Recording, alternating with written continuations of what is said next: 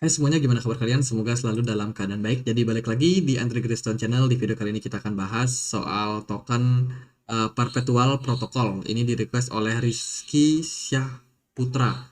Oke, thank you banget Bang udah request. Kita akan langsung bahas ya untuk Perpetual Protocol atau PERP atau PERP. PR P PERP ya itu dah.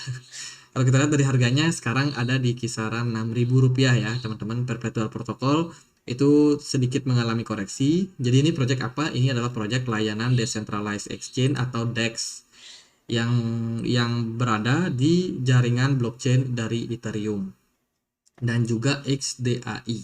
Perdagangannya itu bisa dilakukan seperti long dan juga short dengan ada leverage 10%. Jadi buat teman-teman yang belum tahu, yang namanya DeFi atau DEX, Decentralized Exchange, itu mirip aja kok seperti DEX pada umumnya ya, pada exchange lain juga seperti di Binance atau di OKX atau di mana yang melayani namanya perdagangan exchange teman-teman. Jadi ini mirip aja, tapi yang namanya DEX itu sifatnya decentralized. Decentralized itu punya beberapa keunggulan. Yang pertama adalah dia tidak diawasi oleh institusional satu perusahaan. Jadi kalau ada hacker yang masuk, itu harus melewati banyak sekali node yang bertugas untuk menjaga jaringan. Meskipun kalau kita tahu pada kenyataannya banyak DEX juga yang kena bobol ya. Tapi ya itu teman-teman. Kemudian yang bagusnya di DEX biasanya adalah fee transaksi yang sangat-sangat murah.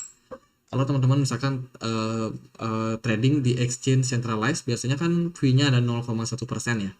Cukup cukup murah sebenarnya. Tapi kalau di DEX ini bisa lebih murah lagi teman. Bisa 0,00001% misalkan. Jadi sangat-sangat murah. Jadi bisa dibilang buat nyari cuan trading di DEX itu secara hitung-hitungan fee bisa lebih besar kemungkinannya. Tapi yang jadi masalah adalah volumenya. Biasanya di DEX itu nggak sebesar yang terjadi pada centralized exchange, dan tentunya ada manajemen yang namanya AMM atau Ultimate Market Maker. Jadi itu kayak kalau kita melakukan transaksi tuh tiba-tiba transaksi kita sukses aja gitu. Jadi dibantu ya sama Ultimate Market Makernya. Kemudian kalau kita lihat dari project terbarunya sih dari Perpetual Protocol, mereka ada community call. Jadi nggak aneh-aneh eventnya seperti biasa. Biasanya kalau udah DEX itu cenderung untuk ekspansinya cenderung agak stagnan. Tapi yang paling penting adalah apakah DEX itu aman buat diinvest. Apakah pernah terjadi kasus atau bagaimana. Kalau kita lihat dia lagi mengalami peningkatan nih. API sebesar 46,6% dalam satu hari. Saat ini posisi daripada Perpetual Protocol berada di posisi kedua untuk jaringan perdagangan teman-teman. Dia sedikit di bawah dari Curve Finance. Curve Finance itu CRV ya. Nama tokennya CRV, dan ya gitu sih proyek-proyek DeFi kalau setahu saya memang nggak terlalu rame untuk news-news pembaruannya.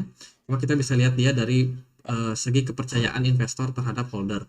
Kalau kita perhatikan dari holder dari API sendiri itu ada paling banyak di wallet lock, artinya walletnya dikunci teman-teman, hampir sekitar 30%. Ya, kalau kita perhatikan di sini terus mengalami penurunan atau penyusutan. Artinya adalah makin banyak orang yang withdraw dari DEX yang mereka punya. DeFi-nya makin ditinggalkan kalau kita perhatikan. Kemudian ada di Optimism Gateway, ini sekitar 23% juga. Cukup banyak kepemilikannya. Dilihat dari statistiknya ini mengalami peningkatan teman-teman. Artinya adopsi mereka menggunakan Optimism itu berjalan cukup bagus. Jadi ini ada data yang nggak sinkron ya kan. Tapi ya itulah kenyataannya teman-teman. Foundationnya mengalami penurunan, tapi gateway-nya ke Optimism itu justru mengalami peningkatan. Artinya sih ini plus buat Optimism.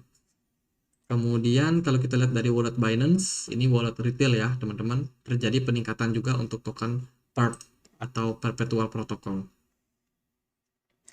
Ya itu sih teman-teman, kalau kita perhatikan ya mari kita cek dia untuk pergerakan harganya seperti apa. Dari segi pergerakan Perpetual Protocol cukup volatile. Saya melihat posisi memang market masih cenderung dalam ketidakpastian ya. Bitcoin dan kawan-kawan agak strong disebabkan karena kemarin ada FUD daripada SEC yang FUD banyak altcoin dianggap sekuritas, itu bikin banyak orang yang masuk ke Bitcoin. Kemarin juga untuk BTC dominance-nya mengalami peningkatan yang serius, teman-teman. Sekarang udah menyentuh level-level resistance di sini. Apakah ini bisa menjadi indikasi kalau udah mentok dan bakalan turun kemudian altcoin bisa kembali rebound? Ya kita ekspektasikan seperti itu. Tapi overall secara pergerakan perpetual protocol udah mendekati area support di kisaran 0,35 dolar. Ini merupakan level support yang sangat major dan sangat strong. Ekspektasi kita sih tentunya adalah kembali bisa rebound ya. Kita nggak berharap untuk perpetual protokol mengalami penurunan, karena kalau dia turun lagi ya ini udah berada dalam all time low-nya. Sementara itu volumenya nggak terlalu besar, smart money juga nggak terlalu besar. Jadi kita butuh sih untuk melihat seperti apa pergerakan dari market ke depannya. Sementara itu dari posisi MACD di time frame weekly teman-teman ini udah bikin dead cross dan histobarnya udah merah. Kecenderungannya sih korektif. Tapi ini masih berada dalam tren peningkatan. Nah, ini kan kalau kita perhatikan ya, dari MACD-nya ini mengalami peningkatan yang naik. Kita sih berharap kedepannya bakal kembali menguat, teman-teman. Jadi masih ada harapan sebenarnya buat perpetual protokol untuk kembali rebound ya, kembali naik. Tadi supply maksimumnya berapa? Unlimited, teman-teman. Dia punya supply beredar sekitar 66 juta saja, nggak terlalu banyak sebenarnya. Jadi menurut saya untuk peluang koin ini buat ngepam itu cukup signifikan besar ya.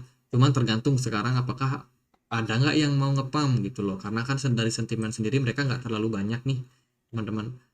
Nah itu sih teman-teman. APR-nya cukup besar loh. Di perpetual protocol sekitar 17,5%. Oke gitu aja, semoga videonya bisa bermanfaat, dan kalau ada pertanyaan lain, ada poin lain buat dibahas, teman-teman boleh tulis juga di kolom komentar.